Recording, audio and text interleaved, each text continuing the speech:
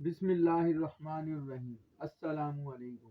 Welcome back to my YouTube channel cooking time with Muhammad Imran میں آپ کو خوش آمدید کہتے ہیں۔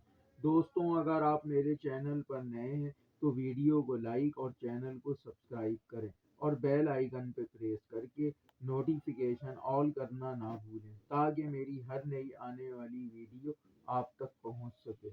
السلام علیکم پیارے ویورز، کیسے ہیں آپ؟ امید ہے کہ آپ سب خیریت سے ہوں گے۔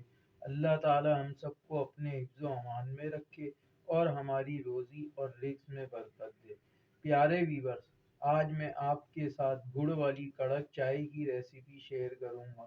اگر آپ بھی گڑ والی چائے پسند کرتے ہیں لیکن جب بھی آپ اس چائے کو بناتے ہیں خراب ہو جاتی ہے یا دودھ پھٹ جاتا ہے، ایک بار میری ریسیپی ضرور ٹرائی کریں اور اس چائے کے اندر کچھ ایسے فلیور ایڈ کریں گے کہ ہماری چائے بہت ہی مزیدار بنے گی۔ چلتے ہیں اپنی ریسیپی کی طرف۔ پیارے ویورز، 2 کپ دودھ لیں گے ملائی کے بغیر اور اس کو بوائل کر لیں گے اور اس میں 2 عدد سبز الائچی کوٹ کر ڈال دیں گے۔ دودھ کو ابال آ چکا ہے، اب ایک پتیلی لیں گے اور اس میں 1 کپ پانی ڈال دیں گے۔ اب اس کا اچھا سا فلیور بنانے کے لیے تھوڑا سا ادرک کوٹ لیں گے، ½ انچ دار چینی کا ٹکڑا، 1 ٹی اسپون سونف، 2 عدد لونگ، بے ذائقہ گڑ لیں گے۔ اب اس کو اس میں ڈال دیں گے۔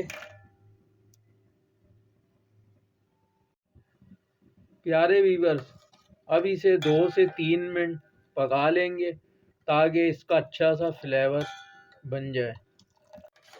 3 منٹ پکانے کے بعد ماشاءاللہ بہت اچھا کلر بھی آ چکا ہے اور خوشبو بھی بہت پیاری آ رہی ہے۔ اب اس میں 1½ ٹی اسپون چائے کی پتی ایڈ کر دیں گے اور اس کو اچھی طریقے سے پکا لیں گے۔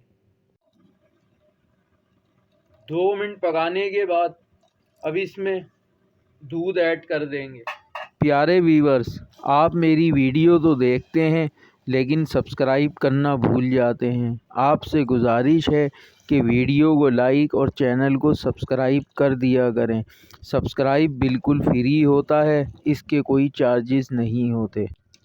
اب ہماری مزیدار سی گڑ والی کڑک چائے بن کر تیار ہے۔ ویورز، اگر آپ چاہتے ہیں کہ میں اس طرح اور بھی مزید مزیدار ریسیپیز بناتا رہوں اور آپ کو میری ریسیپیز پسند آتی ہیں تو میرے چینل کو ضرور سبسکرائب کر دیا کریں اور بیل آئیکن کو پریس کر کے نوٹیفیکیشن آل کر دیا کریں تاکہ میری ہر نئی آنے والی ویڈیو آپ تک پہنچ سکے۔